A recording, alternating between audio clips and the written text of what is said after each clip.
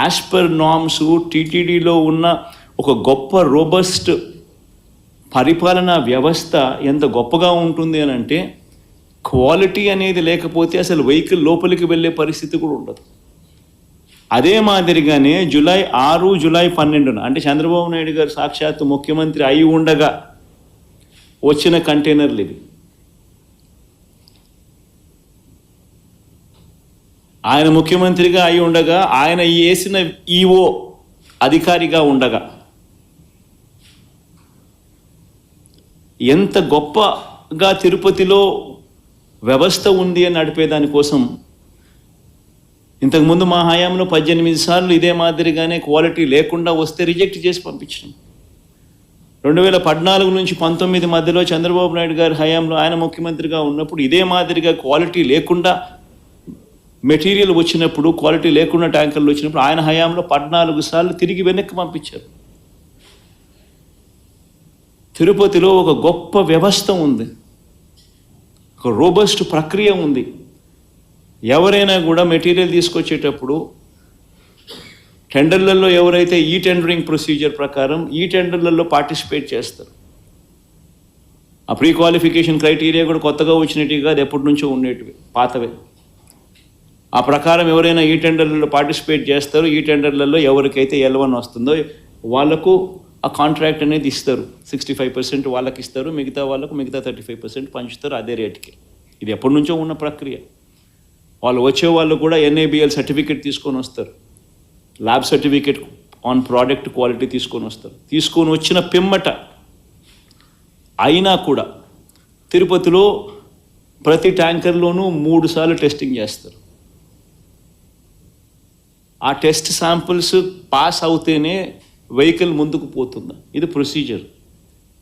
ఇప్పటికి ఎన్నోసార్లు ఈ ప్రొసీజర్ గురించి కూడా చెప్పడం జరిగింది, మళ్ళీ గుర్తు చేస్తా ఉన్నా. ఆ ప్రొసీజర్ల నేపథ్యంలో జూలై 6, 12 వచ్చిన మెటీరియల్ తిరుపతిలో వీళ్ళు 3 సార్లు టెస్ట్ చేసి ఆ ట్యాంకర్లను ఏదైతే 3 సార్లు టెస్ట్ చేసిన ప్రక్రియ ఏదైతే చేశారో ఆ ప్రక్రియలో ఈ టెస్ట్లలో అది ఫెయిల్ అయిన పిమ్మట ఆ కంటైనర్లో ఆ ట్యాంకర్ ఫెయిల్ అయితే ఆ ట్యాంకర్లను పక్కన పెట్టి ఆ ట్యాంకర్ ఫెయిల్ అయినటివి లోపలికి పంపించకుండా ఆ ట్యాంకర్లను పక్కకు పెట్టేసేసి ఆ ట్యాంకర్లు అసలు వాడుకలోనే తీసుకొని రాలేదు, వెనక్కి పంపించేశారు ఆ ట్యాంకర్లను. ఒకసారి ఆ 3 టెస్టులు ఫెయిల్ అయిన ఆ ట్యాంకర్లను మరొకసారి రీకన్ఫర్మేషన్ కోసం, రీటెస్టింగ్ కోసం మళ్ళీ NDDBకి కూడా పంపించడం జరిగింది ఆ శాంపుల్. ఆ శాంపుల్ మళ్ళీ జూలై 23 రిపోర్ట్ వచ్చింది.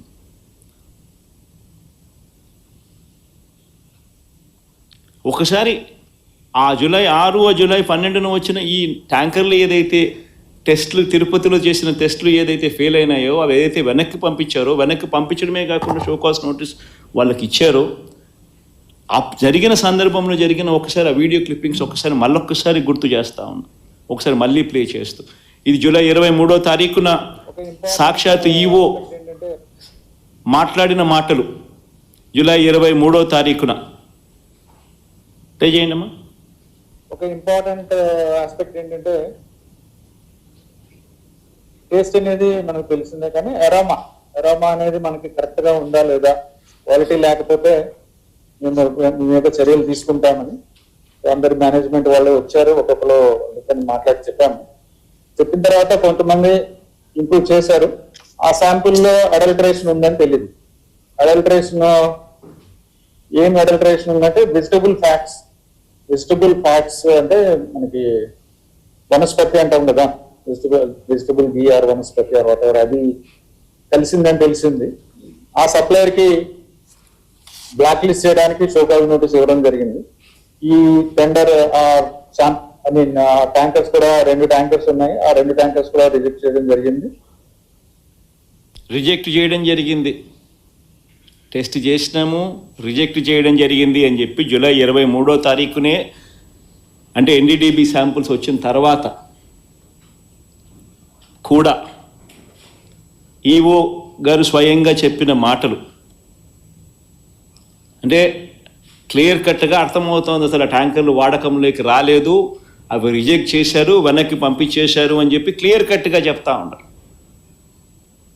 అయినా కూడా సెప్టెంబర్ 18వ తారీఖున అంటే 2 నెలల తర్వాత చంద్రబాబు నాయుడు గారు 100 రోజుల తన పాలన సభలో 2 రోజుల తన పాలన సభలో తన పాలన అన్ని విధాల ఫెయిల్ అయిపోయి ఉన్న పరిస్థితుల నేపథ్యంలో ప్రజలు సూపర్ 6, సూపర్ 7 పరిస్థితి ఏమిటి, ఎన్నికలప్పుడు ఇచ్చిన హామీల గురించి ఏమయ్యాయి మా హామీలు అని చెప్పి ప్రజలు చంద్రబాబు నాయుడు గారిని 100 రోజుల తన పాలన మీద నిలదీస్తూ ఉన్న నేపథ్యంలో, అన్ని రకాలుగా ఫెయిల్ అయిన నేపథ్యంలో చంద్రబాబు నాయుడు గారు టాపిక్ డైవర్ట్ చేసేందుకు జూలై 23వ తారీఖున ఈ రిపోర్ట్ వస్తే అది కాన్ఫిడెన్షియల్ రిపోర్ట్ అని చెప్పి వాళ్ళు చెప్పి మరీ రిపోర్ట్ ఇస్తే ఆ రిపోర్టును చంద్రబాబు నాయుడు గారు సెప్టెంబర్ 18వ తారీఖున తాను 100 రోజుల తన పాలన మీద తాను మాట్లాడుతూ ఆ 100 రోజుల పాలన మీద తాను జరిపిన ఆ సభలో తాను మాట్లాడిన మాటలు ఒకసారి వినండి. దేవుని దగ్గర పెట్టే ప్రసాదం అపవిత్రం చేసే విధంగా ఓసారి బాధ వేస్తుంది. నాసి రకమైన ఇంగ్రీడియంట్సే కాకుండా ఎనిమల్ ఫ్యాట్ కూడా వాడారని, ఏది గీకు బదులు.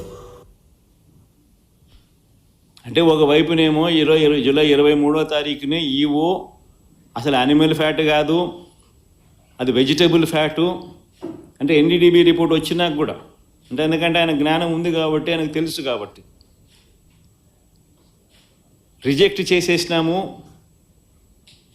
అని ఒకవైపున ఆయన చెప్తా ఉంటే, చంద్రబాబు నాయుడు గారు అన్నీ తెలిసి ఉండి 2 నెలల తర్వాత సెప్టెంబర్ 18వ తారీఖున ఆయన అడల్టరేటెడ్ గీ వచ్చింది, నాసిరకము యానిమల్ ఫ్యాట్ గీని వాడారు, వాడి లడ్డూలు తయారు చేసేశారు అని ఏకంగా దేవుడిని, ప్రతిష్టను, శ్రీవారి లడ్డూను, విశిష్టతను అపవిత్రం చేస్తూ చంద్రబాబు నాయుడు గారు తెలిసి తెలిసి రాజకీయ ఉద్దేశాలతో అబద్ధాలు ఆడిన వీడియో టేపు 18వ తారీఖున సెప్టెంబర్ 18వ తారీఖున చంద్రబాబు నాయుడు గారు ఈ మాటలు మాట్లాడితే, మళ్ళీ సెప్టెంబర్ 20వ తారీఖున టీటీడీ ఈఓ గారు అంటే ఐఏఎస్ ఆఫీసర్ గారు, చంద్రబాబు నాయుడు గారు స్వయంగా నియమించుకున్న టీటీడీ ఈఓ గారు మళ్ళీ ఇదే విషయం మీద